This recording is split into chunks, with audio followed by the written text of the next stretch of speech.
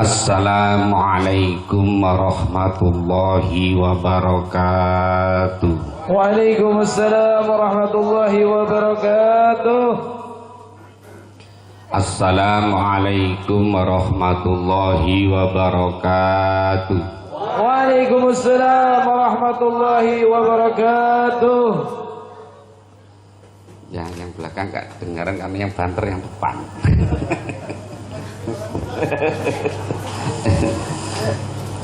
Alhamdulillahi wa kafa, wassalatu wassalamu ala nabiyyinal mustafa wa ala alihi wa ashabihi ahli sidqi wal wafa. Asyhadu an la ilaha illallah wahdahu la syarikalah, lahul asmaul husna, wa asyhadu anna sayyidana Muhammadan abduhu wa rasuluh al-mujtaba.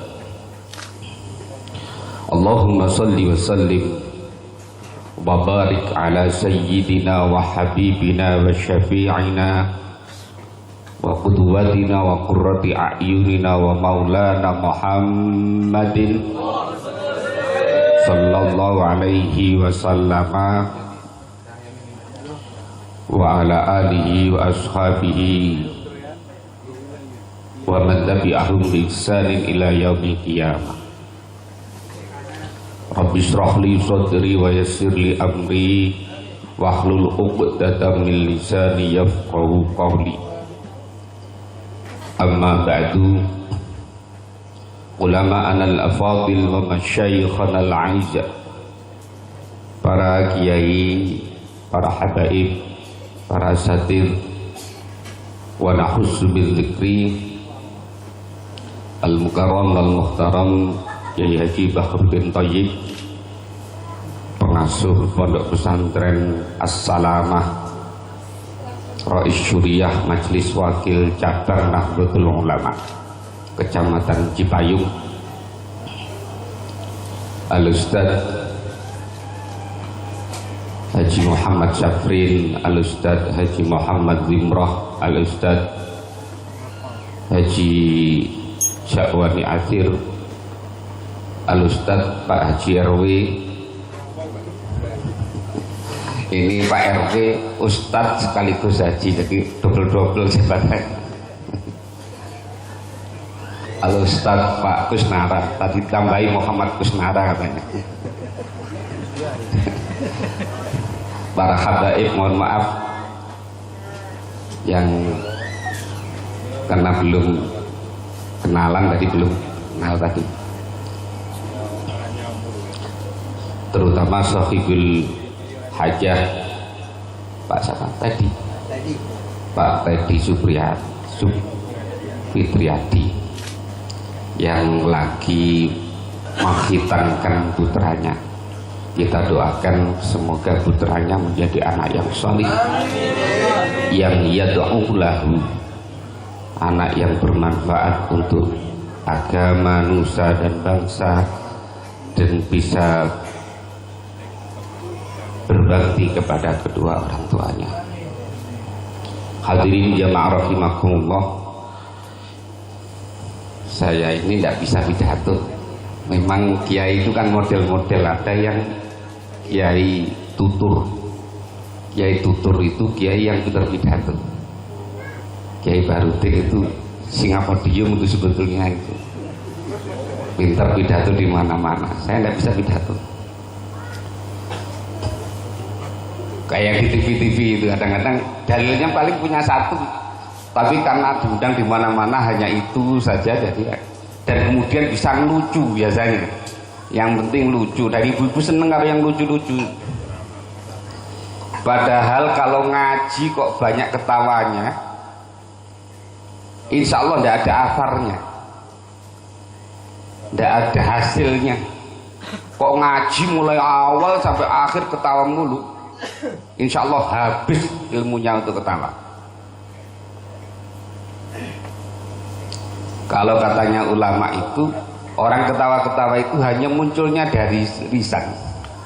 Ma kharaja minal lisani farra wa ma kharaja minal qalbi qarra. Apa yang hanya keluar dari lisan insya Allah lewat. Wa ma kharaja minal qalbi qarra. Tetapi apa yang keluar dari hati insya Allah akan tetap dan akan bermanfaat. Makanya ada ulama tutur, ada kiai tutur, ada kiai sembur. Kiai sembur itu kiai yang doanya mustajab. Kadang-kadang juga nggak pati pinter, tapi doanya mustajab.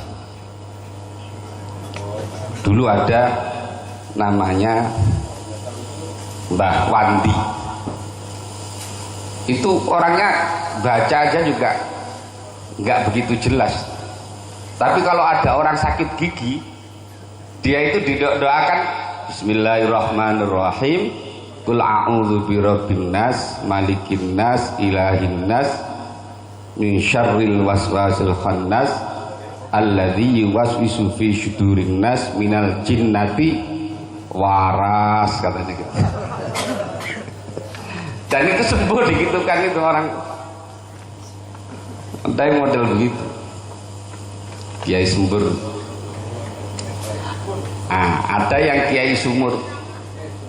Kalau yang kiai sumur itu orangnya alim, ilmunya banyak, biasanya pidato nggak pinter. Ada banyak.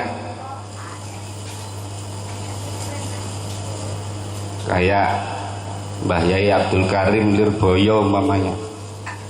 Orangnya alim, alamah, tidak pernah kemana-mana, isinya mutolaah, pesantren aja. Tapi basyirohnya yang jalan, mata hatinya yang jalan. Kalau kita kan mata kepala yang jalan. Kalau basyiroh bisa menembus tembok setebal apapun.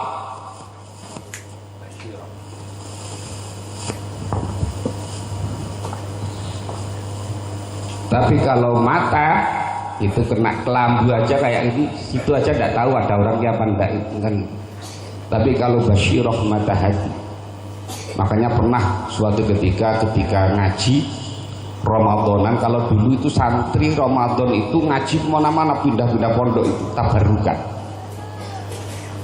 Entah santri sekarang nggak ada, santri liburan di rumah main HP, beres sudah. Dulu santri itu ngaji pesantren, kalau di sini mungkin As-Salamah, Kerahmaniyah, Qatrunada, Al-Hidayah, Al-Hamidiyah, jadi pindah-pindah, Al-Awwabin, jadi tabarukan. Dulu ada santri sudah senior, santri sudah pinter, mondok Ramadanan ke Lirboyo. Ketika Mbah Yai maknani kitab itu wadzalikalan utawi mangkunu kan maknanya Jawa pakai utawi iki-iku, marjek domirnya tidak disebutkan. Akhirnya santri yang senior tadi yang mondok Ramadan ngomongin itu, Mbah Yai kok marjek domirnya tidak disebutkan sih? Padahal itu jauh, dia di pinggir, Mbah Yai di tengah-tengah. Loh, gitu nyambung hatinya itu Mbah Yai diomongin begitu, itu nyambung. Padahal juga denger juga enggak. Beliau langsung nyaut, ad-dhamir fid dhamir man lam ya'rif dhamir laisa lahu dhamir. Dhamir itu ada di dalam hati, man lam ya'rif dhamir, orang yang tidak tahu dhamir, laisa lahu dhamir, tidak punya hati. Nah, itu orang-orang dahulu begitu, dan adabnya luar biasa. Hadratus Syekh Hasyim Asy'ari Tebuireng, pendiri Jam'iyah Nahdlatul Ulama. Beliau dulu mondok di Bangkalan, ke Kiai Khalil Bangkalan. Kiai Khalil Bangkalan itu al-masyhur bil wilayah, orang yang terkenal dengan walinya. Makanya banyak orang sini yang ziarah ke Bangkalan. Nah, setelah Hadratus Syekh Hasyim Asy'ari mondok di sana, pulang kemudian mondok ke ngaji ke Mekah, ke Kiai, ke Syekh Khatib Al-Minangkabawi, Syekh Nawawi Al-Bantani, Syekh Mahfud Al-Tirmisi, dan seterusnya. Pulang menjadi seorang ahli hadis. Nah, Kiai Khalil Bangkalan itu datang ke Tebu Ireng ngaji. Coba, orang sudah wali, orang sudah al-arif billah, ngaji kepada muridnya yang alim. Jadi tidak apa-apa ngaji kepada siapapun kalau memang itu ilmunya lebih tinggi, tidak masalah. Kiai Khalil Bangkalan datang ke Tebu Ireng. Lah, kaget Hadratus Syekh Hasyim Asy'ari. Kenapa? Karena itu gurunya. Itu gurunya. Apa tidak keliru Kiai kok datang ke sini mau ngaji? Saya ini kan murid antum. Oh iya, Anda itu murid saya dulu. Sekarang saya berguru kepada Anda, kan Anda adalah guru saya. Luar biasa. Dialog itu lama, akhirnya terpaksa Hadratus Syekh mau. Hadratus Syekh Hasyim Asy'ari. Hadratus Syekh Hasyim Asy'ari itu orang alim alamah. Hampir seluruh kiai-kiai besar se-Indonesia dulu itu pernah mondok di sana.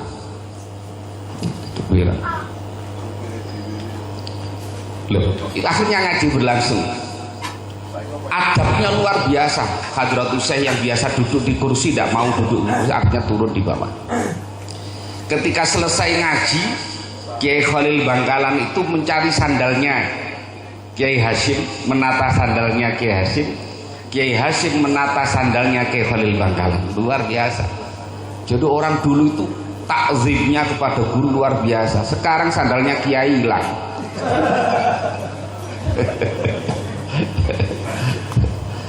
Itu orang yang basyirohnya, mata hatinya luar biasa. Basyiroh. Lah repotnya sekarang basyiroh kalah dengan bisyarah. Dengan bisyarah. Ada Kiai Sumur tadi itu. Kita teruskan. Syekh Jalaluddin As-Suyuti, seorang ulama besar yang hidup pada abad ke-15. Beliau lahir 1445 di Baghdad. Kemudian besar pada di Mesir dan wafat pada umur 50 tahun 1505 wafatnya. Umur 50 tahun, karangannya ada sekitar 600 kitab. Jadi karangannya banyak. Di antaranya ada Al-Itqan fi Ulumil Quran, Al-Ashbah wan Nadhair, Jami'us Shaghir. Kemudian banyak kitab-kitab yang lain dikarang oleh Syekh Jalaluddin As-Suyuti. Beliau termasuk yang meneruskan tafsir Jalalain. Makanya namanya Jalalain karena yang ngarang pertama itu Syekh Jalaluddin Al-Mahalli, mengarang mulai surat Al-Kahfi sampai An-Nas, kemudian Al-Fatihah. Kemudian beliau wafat, dapat separuh, kemudian diteruskan oleh muridnya namanya Jalaluddin As-Suyuti. Makanya namanya tafsirnya adalah Jalalain. Kalau kita tafsirnya jalan lain. Syekh Jalaluddin As-Suyuti ulama besar. Beliau pernah ditanya tentang bagaimana hukumnya perayaan Maulid Nabi Muhammad sallallahu alaihi wasallam. Di dalam kitab Tuhfatul Muhtaj, beliau menyampaikan bahwa Maulid Nabi, perayaan kelahiran Nabi yang diisi dengan pembacaan riwayat Nabi, dibacakan Al-Quran, ayat-ayat Al-Quran, kemudian ada nasihat-nasihat, dan kemudian juga diberikan ada makanan-makanan yang dibagikan, adalah minal bid'ahil hasanah, termasuk bid'ah hasanah, bid'ah yang baik, yusabu fa'iluha, orang yang melakukan akan mendapatkan pahala. Amin Allahumma amin. Jadi apa yang kita lakukan ini, perayaan Maulid ini, jelas ulama-ulama besar, Sayyid Muhammad bin Ali Al-Maliki, yang juga seorang yang arif billah, di daerah Rusyaifah, sekitar 26 kilo dari Makkah Al-Mukarramah. Banyak santri-santri Indonesia yang bermukim di sana. Beliau sering sekali mengadakan Maulid Nabi Muhammad sallallahu alaihi wasallam. Jadi apa yang kita lakukan ini adalah sebagai bentuk mahabbah, bentuk kecintaan kita kepada Rasulullah Muhammad sallallahu alaihi wasallam. Di dalam kitab Kifayatul Akhyar ada hadis begini, ketika menerangkan tentang sunnahnya al-insat, memperhatikan khutbah. Suatu ketika Nabi Muhammad sallallahu alaihi wasallam khutbah, tiba-tiba ada orang datang. Ketika khutbah ada orang datang, maju dan bertanya. Ini ada khutbah, ada dialognya. Khutbah. Ketika bertanya, mata sa'ah, Nabi, ya Rasulullah, mata as-sa'ah, kapan itu kiamat terjadi? Pertama, oleh para sahabat, diam. Gitu maksudnya supaya orang-orang lagi khutbah kok ditanya. Kemudian pertanyaan yang dua kali, ya Rasulullah, mata as-sa'ah, kapan kiamat itu terjadi? Wah, orang yang ditanya nggak gemen-gemen, yang ditanya adalah kapan kiamat. Oleh kemudian Nabi bertanya, loh kok kamu tanya kiamat itu, kamu sudah siap apa? Ma'adat talaha, kamu sudah siap apa untuk menghadapi kiamat itu? Dijawab oleh orang tadi, mahabbatullahi wa mahabbatullahi wa rasulih. Modal saya adalah cinta kepada Allah dan cinta kepada Rasulullah. Akhirnya Nabi bersabda, anta ma'aman ahbabta, kamu akan berkumpul dengan orang yang kamu cintai. Kalau kita cinta dengan Julia Perez, insya Allah nanti di akhirat akan dikumpulkan dengan Julia Perez. Kalau yang suka sama Dewi Persik juga begitu, akan dikumpulkan dengan Dewi Persik. Kalau kita cinta dengan para ulama, cinta dengan Rasulullah, insya Allah nanti di akhirat akan dikumpulkan dengan Rasulullah Muhammad sallallahu alaihi wasallam. Harapan kita itu, karena melihat ibadah kita ini tidak pantas, kita ini mau mengandalkan ibadah kita ini tidak pantas sekali. Mengapa? Lawang kita sholat aja mikirnya kemana-mana, melayang kemana-mana.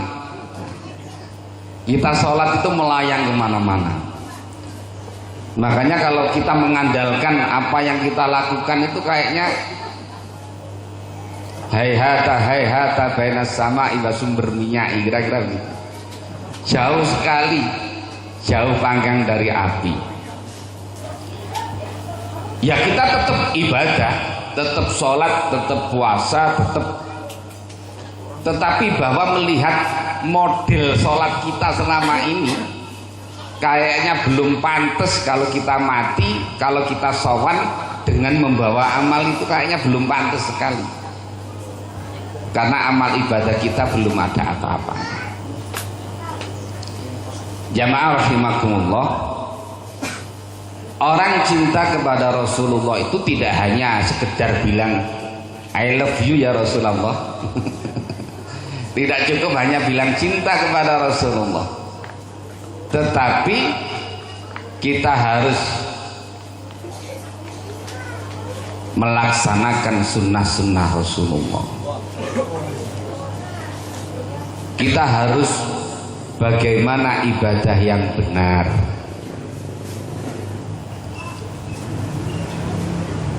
Al-Imam Muhammad bin Muhammad Al-Ghazali di dalam kitab Ihya Ulumuddin mengatakan la tasikhul ibadah illa ba'da ma'rifatil ma'bud.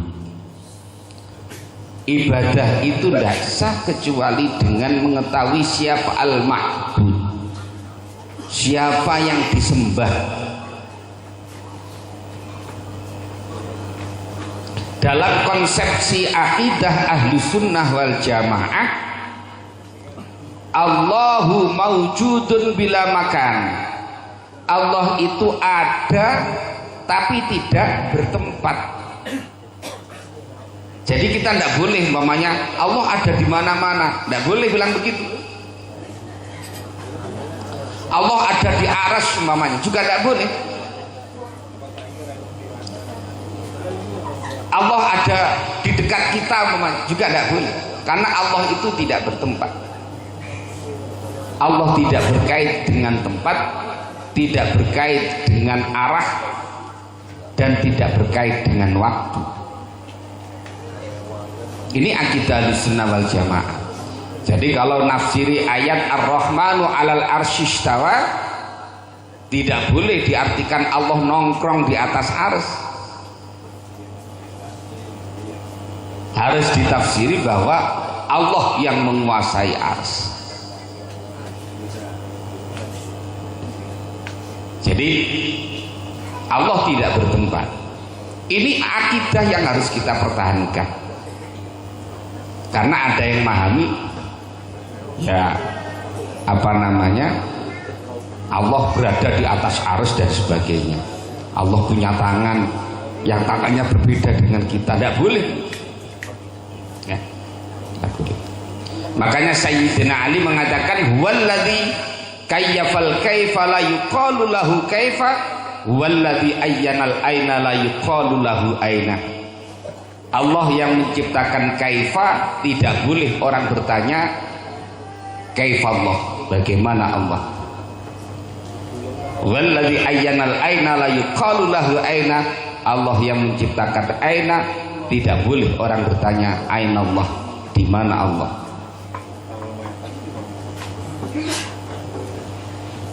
Akidahnya harus benar karena ini asasnya.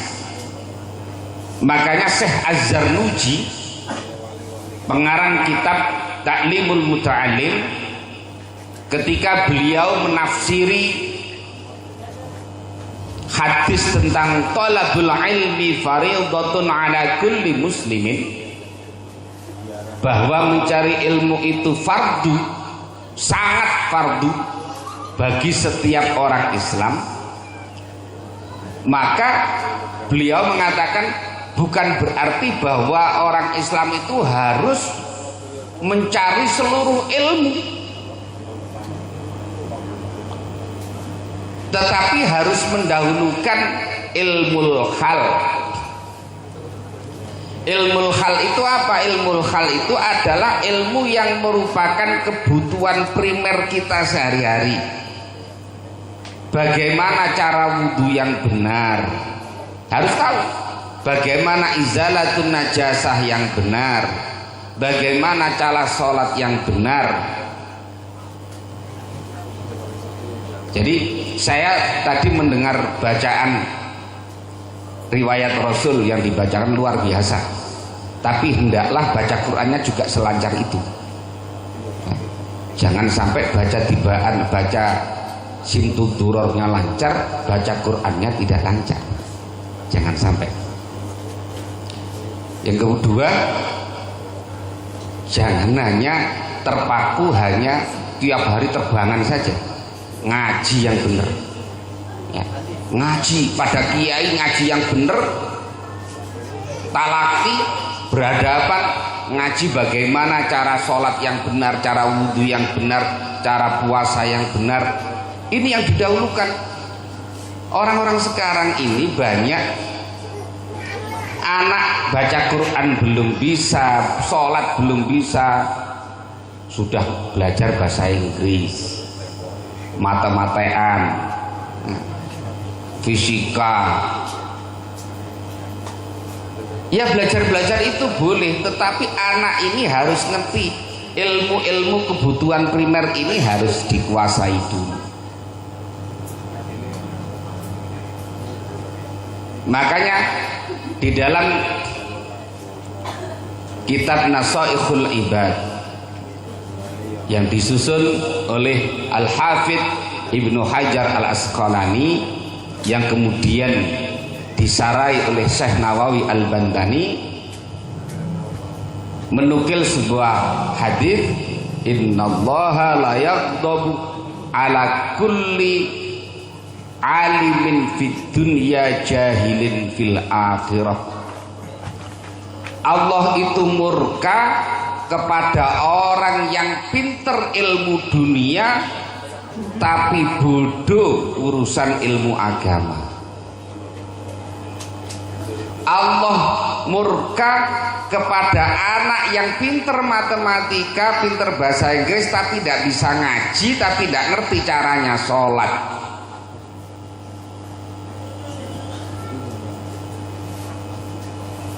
Orang sekarang takut kalau anaknya tidak bisa makan, dan anggapannya kalau pinter matematika, pinter bahasa Inggris mesti pinter cari makan.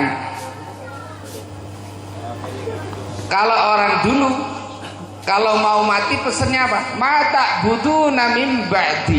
Nah, kalau aku sudah mati nanti yang kamu sembah itu siapa? Karena khawatirnya orang tua kalau anak mati nanti anak ini masuk Gavatar, masuk ISIS, masuk MII, keblinger kemana-mana. Lah sekarang orang nggak takut dengan begitu, karena yang ada dalam otaknya itu mata kulu namin ba'di. Kalau aku sudah mati yang kamu makan apa nak? Itu orang sekarang.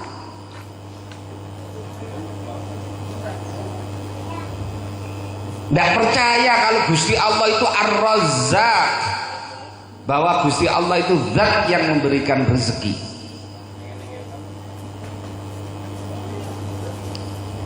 Oleh karena itu, mari anak-anak kita dasari. Anak-anak kita harus ngerti ilmu agama, jangan sampai kemudian nanti kalau di SD, SMP, SMA mungkin masih di sekitar kita. Nanti kalau udah kuliah di sana nggak ngerti agama, kemudian ada yang bilangin nikah mut'ah boleh mamanya. Akhirnya seneng, wah ini enak ini nikah mut'ah ini, pokoknya nikah selama kita kuliah. Nah, lah ini kan paham-paham yang salah nantinya anak-anak kita ini, karena tidak punya dasar agama. Itu belum lagi kalau kemasukan paham-paham yang baru tadi, yang mengatakan ziarah kubur musyrik, istighosahan musyrik, kemudian dan macam-macam itu. Anak-anak kita kalau tidak dididik dengan benar jadinya seperti itu. Makanya harus didasari anak-anak kita dengan akidah yang benar, syariat yang benar, dan akhlak yang benar. Ini yang dipesan oleh para ulama-ulama salafus salih. Sayyid Abu Bakar bin Muhammad Syato ad-Dimyati al-Makki di dalam kitab Kifayatul Atqiya berpesan seperti itu.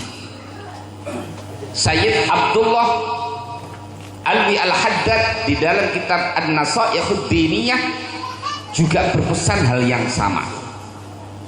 Hampir ulama-ulama salaf dulu hendaklah dijaga akidahnya, akidah Ahlus Sunnah wal Jamaah.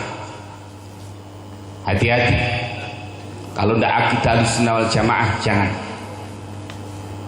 Syariatnya mengikuti salah satu dari al-a'immah al-arba'ah, salah satu dari imam 4, Imam Nu'man bin Thabit Al-Hanafi, Malik bin Anas, Muhammad bin Idris Asy-Syafi'i, Ahmad bin Hanbal.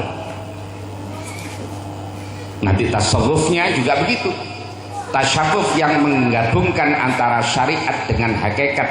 Syekh Junaidi Al-Baghdadi, Muhammad bin Muhammad Al-Ghazali.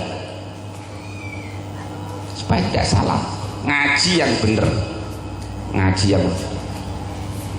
Jangan ngaji geruduk sana. Peringatan Maulid ini kayak kita sedang meningkatkan vitamin. Jadi kayak kita lagi makan ke restoran. Masa kita tiap hari makan di restoran? Bangkrut dong. Makan tiap harinya itu adalah ngaji kepada guru lekar yang ada di daerah kita masing-masing. Ngaji kitabnya harus bener, gurunya harus bener, gurunya harus punya sanad, ilmunya dari mana. Jangan pokoknya orang bisa ngomong Arab kemudian dijadikan guru. Guru ini nyantunya di mana? Gurunya siapa? Nyambung enggak sampai Rasulullah? Kalau enggak jangan.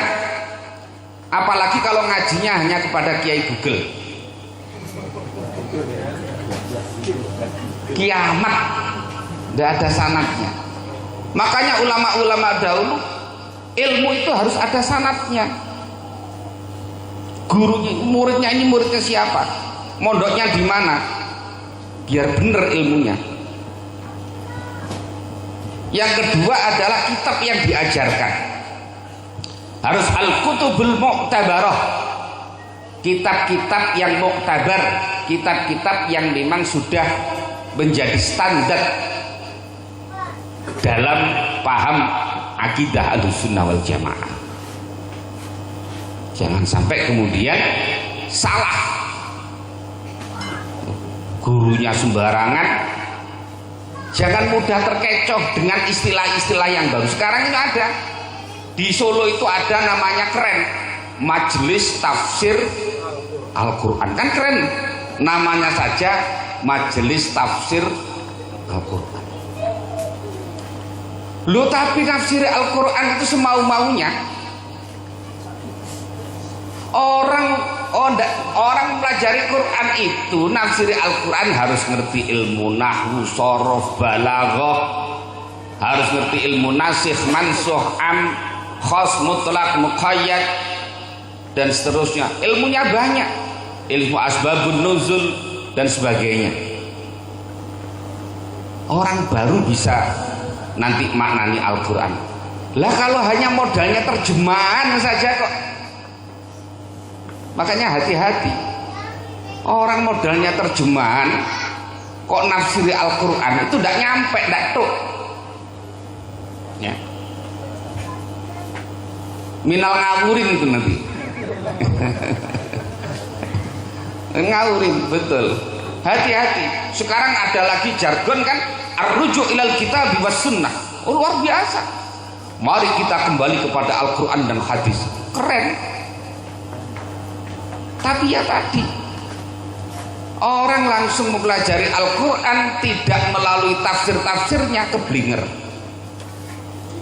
Lawang sahabat saja yang ketika tidak hadir ketika pada Rasul ngaji pada Rasulullah, tanya kepada sahabat yang lain.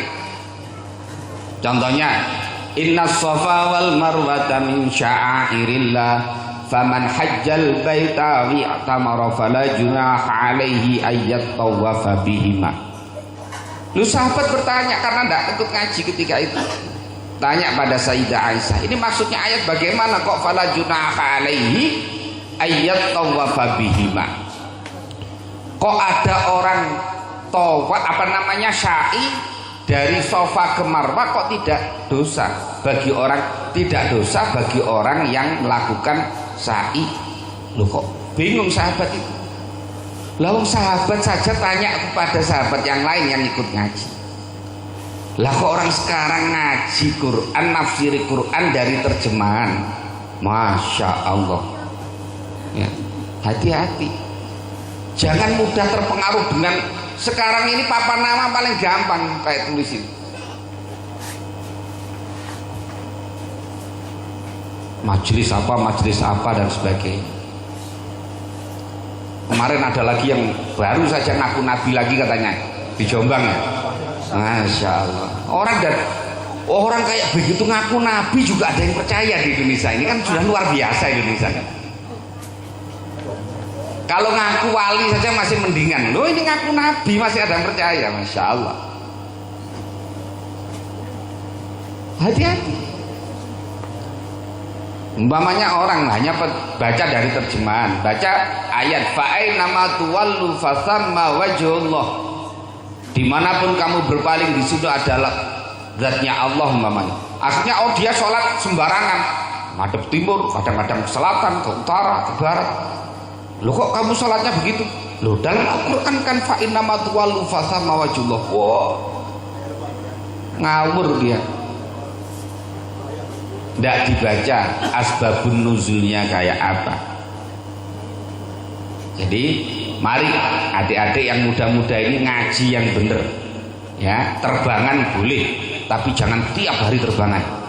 Ngaji yang baik ya, karena nanti kiai-kiai yang sepuh itu kalau sudah wafat siapa yang ganti? Masa ketika ditanya hukum nanti hanya dijawab dengan terbangan saja? Nah, jangan. Terbangan baik, saya suka, tetapi jangan terbangan terus ya. Jangan terbangan terus, tapi harus ngaji yang benar supaya generasi-generasi yang akan datang yang akan mengganti generasi-generasi di masa-masa yang datang. Demikian, mohon maaf apabila ada salah-salah kata. Wallahul muwaffiq ila aqwamit thariq. Assalamualaikum warahmatullahi wabarakatuh. Waalaikumsalam warahmatullahi wabarakatuh.